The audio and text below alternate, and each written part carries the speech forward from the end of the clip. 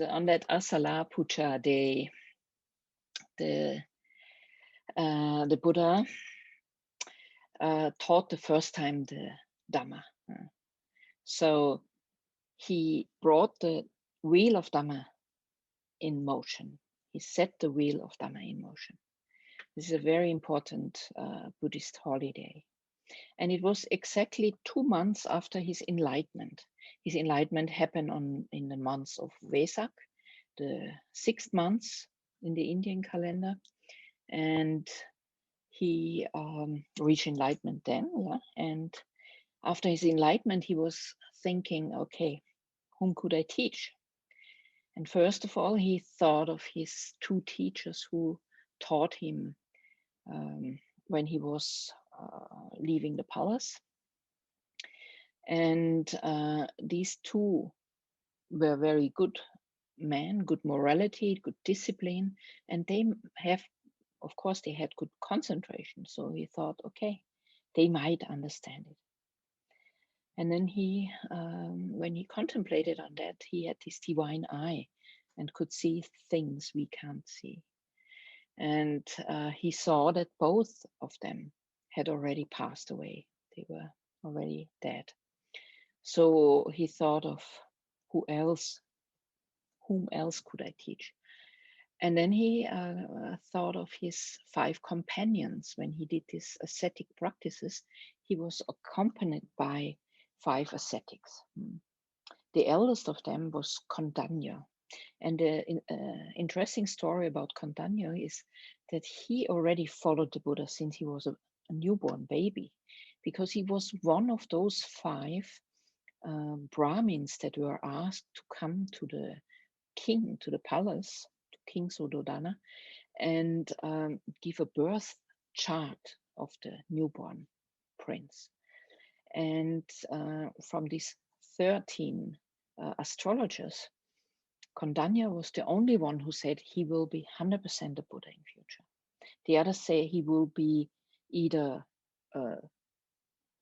emperor or a king or a Buddha. And then only Kondanya said, no, he will be 100% a Buddha. And since he was so sure, he always watched the prince, what's going on with him. And when he saw he left the palace, of course, he also followed him because he wanted to be one of those who were taught by the Buddha. Yeah, and then Buddha decided to teach these 5 ascetics. And contemplating where they were, he saw they are in Benares, in Varanasi, in another part of India, in a deer park. It's called Isipatana Deer Park near Varanasi. So he walked there. And it was pretty far. I don't know if you have ever been on a pilgrimage in India. That is pretty far away from Bihar, from Bodh Gaya, where Buddha was enlightened. So he walked 2 months, and then he arrived there in this deer park, and he saw the 5 ascetics. And while he was walking towards them, the 5 ascetics saw him, and they were talking to each other. We want to respect him. He had given up because they left him when he was starting to eat proper meals again, after he realized that this extreme asceticism doesn't bring him enlightenment. He will die from it. He didn't eat, he didn't sleep. He was almost dying, and then he started to eat proper meals again. And these 5 ascetic left him because they thought he had given up. And so they ran away. But then when he came there and he walked there towards them, they got very nervous. They couldn't stay seated there. They all stood up, walked towards him, and one took his alms bowl and the other one prepared a seat for him. So the Buddha already had this wonderful kind of radiation. So they felt something is different. So they respected him finally. And then they sat down to talk, but then Buddha said he had realized the truth. He has realized the truth that leads out of suffering. They didn't believe it. They laughed about it because they thought, nah, he had given up. He wasn't a strict ascetic anymore. How could he experience enlightenment? Huh? When he did all these extreme practices, he didn't reach enlightenment. So how could he have reached it now? And so they just laughed about it. But the Buddha said it 3 times. Huh? Say, did I ever talk to you like this? Did I ever mention I have realized the way out of suffering? And they contemplated on it, and they knew, no, he never said that. He always said he isn't there yet. So now he's saying that there must be something to it. And then they started to listen. And then the first thing the Buddha taught to them, that's also interesting, because the Dhammacakkappavattana Sutta is mainly teaching the 4 Noble Truths. That was Buddha's first teaching. But he didn't start with that straight away. He started by telling them there are 2 paths that you have to avoid. And one path is the extreme of indulging in sensual pleasures. Avoid the path of indulging in sensual pleasures. He didn't say you can't have any pleasure or enjoy things, but not to indulge in sensual pleasures. And then the second path you have to avoid is indulging in self-mortification, like being so hard on yourself and so strict on yourself, you will kill yourself. Huh? It's painful, it's ignoble, you shouldn't follow that path. So these 2 extremes you have to avoid. And you have to find the middle way, the middle path. And then he started, so what is this middle path now? The middle path is the Eightfold Path, the Noble Eightfold Path. And this Noble Eightfold Path consists of 8 spokes. The Noble Eightfold Path is always symbolized with a wheel that has 8 spokes. And the first 2 of these 8 spokes are about wisdom, all about wisdom. It's right view, right thought. These 2 are about wisdom. The third one is, the next 3 is, sorry. The next 3 are about ethic principles. And these ethic principles are right speech, right deed, and right livelihood. These are the 3 ethic principles you have to keep. And then the next 3 are all about developing right concentration. And the first one is right effort. The second is right mindfulness. And the third is right concentration.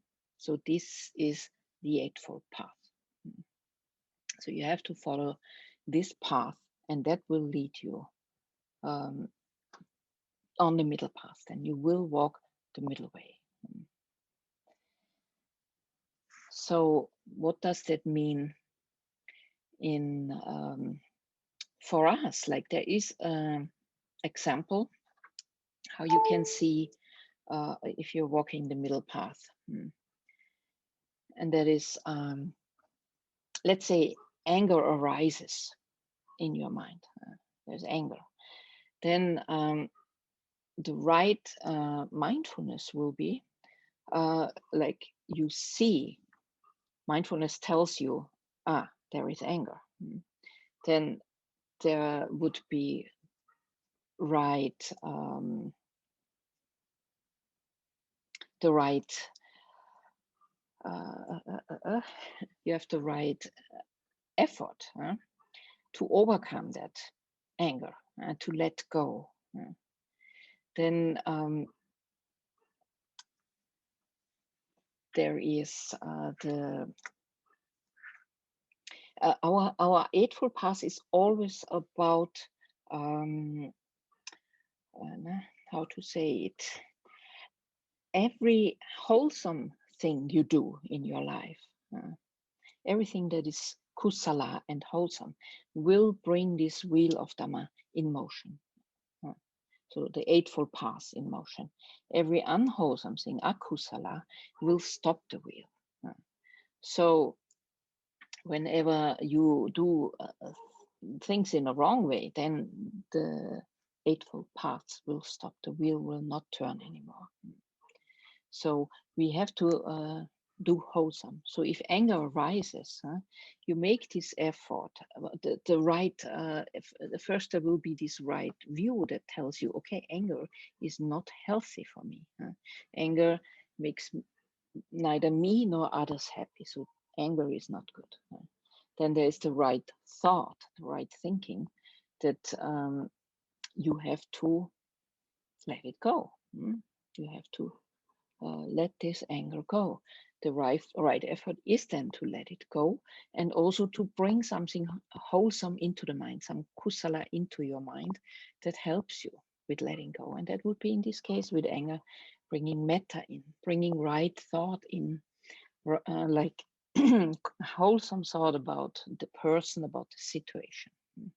So that would bring the Eightfold Path together to overcome a negative or akusala dhamma, some unwholesome dhamma that arises. So that's the way how the Eightfold Path could work in our daily lives. The Eightfold Path does not just work for us when we meditate or something. It should really work in your daily life, applying it with little things that happen in your life. So this was the first thing the Buddha taught in this Dhamma Chakkabhavatana Sutta in his first teaching. And then he moved on and taught the Four Noble Truths. Of course, the Eightfold Path is one part of the Four Noble Truths. It's the last, the fourth truth. But he also started with that, like avoiding the two extremes and going the middle way, which is the Eightfold Path. Yeah, then he started with the first noble truth. He said that absolutely everything is suffering. Birth is suffering, sickness is suffering, aging is suffering, death is suffering, sorrow, lamentation, pain, distress, despair are suffering. Association with the unbeloved is suffering, and separation from the loved ones is suffering. Not getting what is wanted is suffering. Getting what one doesn't like is suffering. So in short, the five aggregates of clinging are suffering. So the five aggregates of clinging. So this is the five aggregates. I speak many times when we practice meditation about it, is what we call ourselves, like the body, feelings, our perception, our mental formations, and our consciousness. So these five, the body and four mental factors, is what we normally call ourselves. That's me, that's I. But the Buddha didn't go further into explaining the five aggregates in this Dhammacakkappavattana Sutta. He did that then in further teachings, like when he taught for these 40 years, he fine-tuned his teaching more and more, really up to the person that was listening, or those persons, those people who were listening. And then he also went to these five aggregates and many, many other teachings. But in this first sutta, he only said the attachment to the five khandhas is, in short, is suffering. Yeah, then he spoke about the second noble truth, the origin of suffering, or the cause for suffering to arise. So the cause for suffering is craving. It's craving, it's passion, it's delight in sensual pleasures, it's craving for becoming, it's craving for non-becoming. All this attachment and craving is the cause for suffering. The third noble truth is the cessation of suffering. So he said, yeah, know it. There is also a cessation of suffering. Don't give up, because all of this sounds very frustrating, because we all have attachments and we suffer. But there is a way out of suffering. So don't give up yet. And then he said, what is this path to the cessation of suffering? The fourth noble truth, the Eightfold Path, which I already mentioned before. So this path, walking that path, bringing wholesome things into your life, will keep this Eightfold Path turning, will keep this wheel of Dhamma inside yourself, the Eightfold Path turning. And that will finally lead to the cessation of suffering. And at every moment in our life, but finally also lead to complete enlightenment and non-attachment anymore. So he said, the first truth has to be completely understood. That is very important. We have to completely understand the suffering. Not just having this knowledge, like you listen to me or you read a book, or everywhere you hear about this Four Noble Truths. You hear about that things are suffering, but you really have to understand it. And not just emotionally, because of course it's also emotional. We feel pain, we feel suffering, but going deeper, having a deeper understanding of that suffering. And that includes to understand the second noble truth, which has to be abandoned. The Buddha said the second truth has to be abandoned. And therefore we have to see it first. We see the suffering and see what causes it. Why do we suffer? There's a cause for that suffering. And this cause has to be abandoned. This attachment, clinging, craving has to be abandoned. Then the third noble truth has to be realized. We have to also see there is a cessation of suffering. And we can see that in our daily lives. As I say, the spinning of this Eightfold Path inside our hearts and minds is happening all the time. So little things that happen in your daily life, they can show you also the cessation of suffering. They can show you Nibbana in a short moment. I just mentioned there was I had a good situation yesterday. Like I've in my garden, I built up some plant that would cover the trees, give some shadow, and it has beautiful smelling, fragrant flowers on it. And yesterday a worker came and just cut them off. And I saw it. And of course, I complained, what are you doing? And immediately I saw, there is aversion coming up. So I turned around and let it be. And so in that moment, I could see suffering arising, because I like these plants and I did a lot of work that they would grow up there. And so the attachment to the plant led to that disappointment, or getting upset about them, about that they are cut off now. But this would not bring me any happiness, and it would not bring any happiness to the worker who cut them off. So why holding on to it? So, okay, let it go, turn around from it and let it be. And in that moment, it was okay. It was good. No need to go further, no need to get angry, no need to get upset, make a big deal or a story about it. So suffering ceased. So this understanding of this Eightfold Path. Okay, right view. This now is anger, it's aversion, doesn't bring anything. The right thought, let it go. And the right effort to really let it go and think about it. Okay, it doesn't bring anything, so let it be. Was coming together. And in this moment, you can experience a cessation of suffering, a small cessation. It's not that I'm enlightened now, but you could see that a situation that would normally maybe make a big deal out of a thing like this, okay, it could be cut off within a short moment. And this effort we have to make, this right effort, one part of this Eightfold Path, do it again and again. Bring kusala, bring wholesome things into your mind.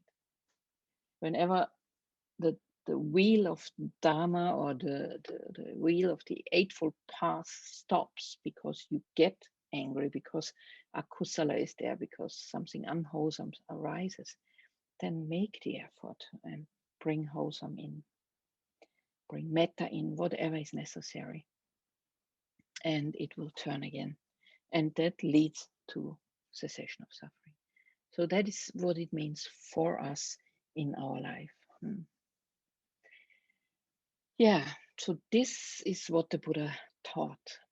And when he taught that, then a beautiful thing happened. What is also very important about this Asalha Puja day is that it was also the birth of the Sangha, because the Dhamma was already there. Dhamma is always there. Dhamma is part of nature. It doesn't depend on a religious founder, or on a prophet or anything. Dhamma is just there. It's in nature. Then the Buddha was already there because he was enlightened 2 months ago, or 2 months before that Asalha Puja day.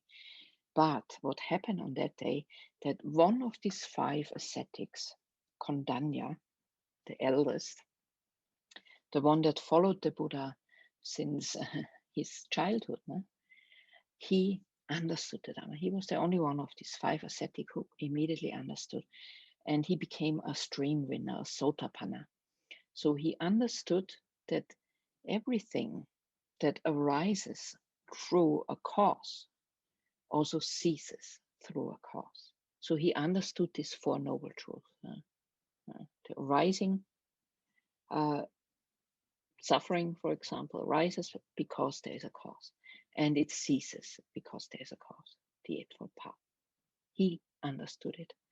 And so Buddha was also very glad, and he spoke out. Kondanya understood it. Kondanya understood it. And from that day on, he was called Anya Kondanya, because Kondanya was his name, and Anya means seeing the truth, in this case, understanding. So Anya, the one who, Kondanya, the one who understands. And Kondanya also asked then the Buddha to be allowed to the order of the monks. So he was the first to become a monk in the Buddhist order. And Buddha ordained him with the Ehi Bhikkhu ceremony. This is something that only a Buddha can do. Normally a Buddhist monk or nun is ordained in a ceremony. It's pretty elaborate ceremony, and you have to learn texts, and there have to be many monks and so forth. But the Buddha just, with some he did, with some monks, also with some who wanted to become monks, he just said Ehi Bhikkhu, and they were immediately a monk. So Anya Kondanya was the first one. So Asalha Puja day was the first turning of the wheel of Dhamma, and was also the birthday of the Sangha. And then further on, it was said that all the devas were very happy. The devas, the angels, or however you may call it. And in this Dhamma Chakkapavatana Sutta, it is said that then the devas of the earth, they all enjoyed it, and they sang out, the Buddha has turned the wheel of Dhamma in the deer park of Isipatana near Varanasi. and now the wheel of Dhamma is in motion, and no one from the Brahmas, Devas, humans, or any other beings can stop the wheel of Dhamma anymore. And after these earth Devas, also the the Devas of the Tawatingsa heaven, that's one of the heavenly realms, they screamed that out, the same sentence. And then also the Tusita heaven, and all the 6 heavens that are in this, in Buddhism we speak about 6 levels of heavens. And then also the Brahmas sang out this sentence. And then they say the earth shook, there was an earthquake, and light pervades the whole cosmos, and it must be a very, very special moment.